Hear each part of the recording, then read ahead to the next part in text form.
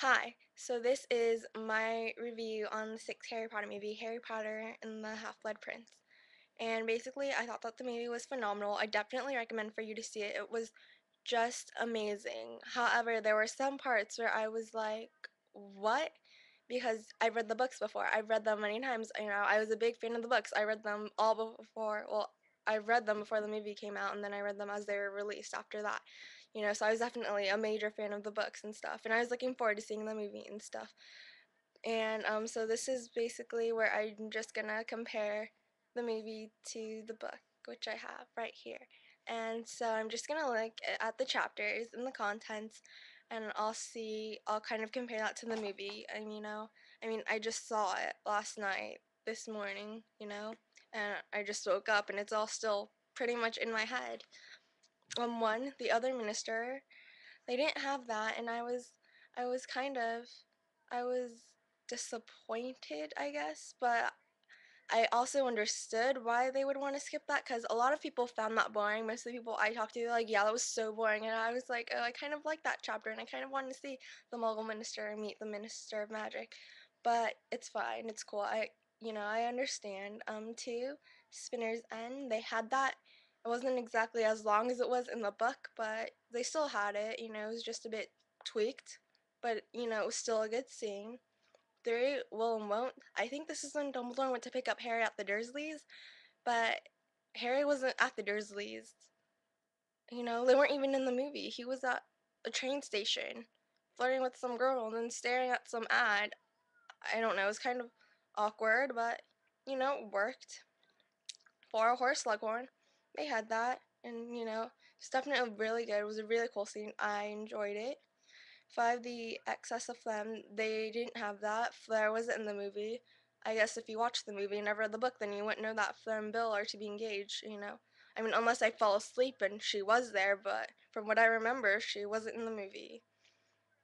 6, Draco's Detour. Yeah, they had that in the movie, but it wasn't exactly a Draco's Detour. It was a Draco Mummy Detour, and Harry and Ron and Hermione followed, not under the invisibility cloak, but they climbed the roof. I don't know, it was kind of cool actually. Different, but cool.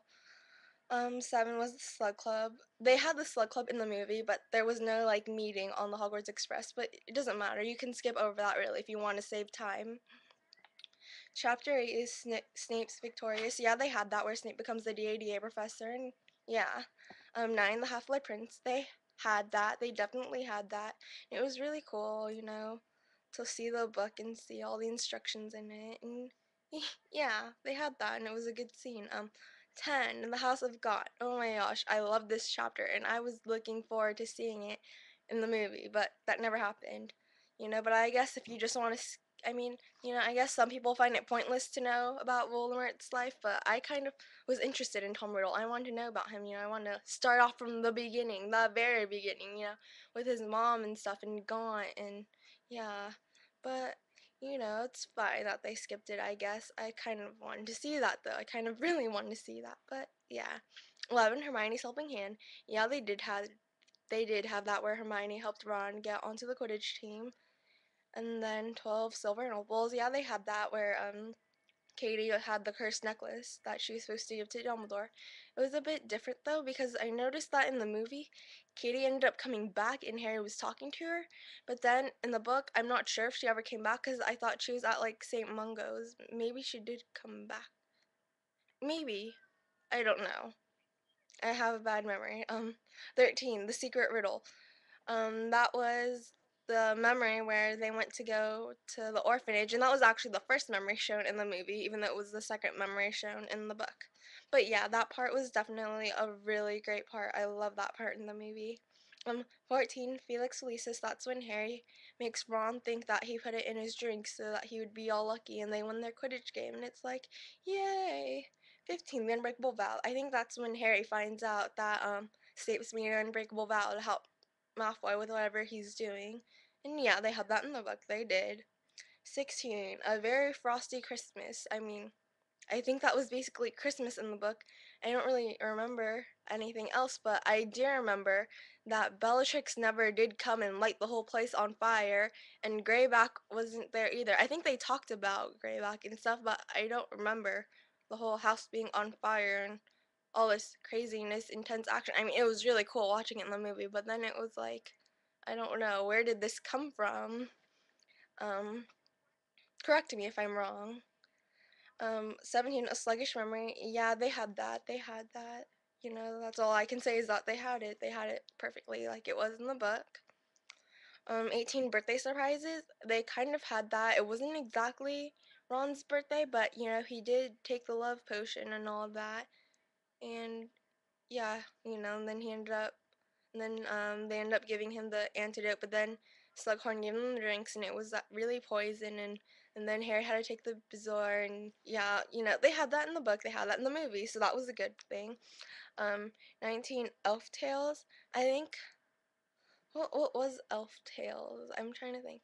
I think it's, I think that this is when Harry gets Dolby and Creature to follow Malfoy around, but I think that's what happened in the book because I remember he had like them follow Malfoy around. But no, I don't think Dobby or Creature were in the movie unless again I fell asleep. But I'm pretty sure I stayed awake the whole time, and I'm pretty sure that there are no Dobby and no Creature, and no following Malfoy around. So 20 Lord Voldemort's request. I think that this is when Harry learns that Draco is doing something for Lord Voldemort, and I'm not sure, but yeah, if that's what was in the book, then that's what was in the movie. Yeah, my memory of the book is not that great. 21, the Unnoble Room. I think that's the room of requirements where Harry would just like stand outside where he would like scare away Crabbe and Goyle who were pretending to be little girls, and then he would just stand there and he would think like, you know, give me Malfoy's room, give me Malfoy's room, give me Malfoy's room, but the door would never open and stuff. But yeah, that wasn't exactly in the movie, but Harry did follow Draco to the room of requirements and stuff. But yeah, you know, they didn't really need to put that in the movie in much detail. 22, after the burial, yeah, they had that. I mean, it was different in the book, but they still had it, and it was still all good. Um, 23, Horcruxes, yeah, they had that. They definitely had it. But I mean, I was sad because in the book they went to so much more detail in the movie. It was just like, oh yeah, see, I destroyed this, I destroyed that. Oh, okay, and I have to destroy another. Come with me and stuff. You know, I think that it would have been much better if Dumbledore, if the Dumbledore in the movie were to go, oh Harry, by the way, just so you know, um, Nagini's a Horcrux. Oh, and he's interested in things of the Founders. So, you know, next year when I'm dead, you might want to check those out, you know? I mean, Dumbledore could have at least, you know, hinted something about that. Because, I mean, in movie 7, how is Harry supposed to know what the next Horcruxes to find are if Dumbledore never gave him any clues? I mean, is Harry really that smart to figure it out? I mean, I know he has Hermione helping him and stuff, but how would he know what's a Horcrux? I mean, they could be any random object. And, you know, and there was one memory in the book that showed that Voldemort had a thing for, you know, things from the Founders and, you know, like treasures and stuff. But that wasn't really shown in the movie. So Harry can't really, you know, be able to conclude that Voldemort's Horcruxes are things of Founders or things or like treasure-like things. But yeah, that's just what I think. Anyways, 24 was Sectum Sempra. They had that in the book. Yeah, they did. Where Harry went to the bathroom and Draco was like crying. There's no Moaning Myrtle, but there's still Draco crying. And then they kind of wanted to duel. And yeah, they had that. 25 this year overheard. I think that's when Harry found out that it was Snape that overheard Professor Trelawney, and then he got all mad about that. I don't think that was in the books though. I don't know. Maybe they'll have some way of putting it into the seventh book or the seventh movie. I mean, or maybe they just won't. I don't know. I mean, I thought it was kind of important, but maybe not that important. 26, the cave. They had that when Harry and Dumbledore had to go get the Horcrux. 27 is the lightning struck tower. Yeah, they had that. That's when they came back, and Draco was there, and he's all like ready to, not exactly ready to kill, but wanting to kill. But then Snape ends up killing Dumbledore, and everyone's just like, and yeah, and that's when I almost started crying. 28, the Flight of the Prince. They had that, but it was a bit different though because basically Harry just like chased out after Snape and everyone else, but it was only Harry. I think in the book, I remember other people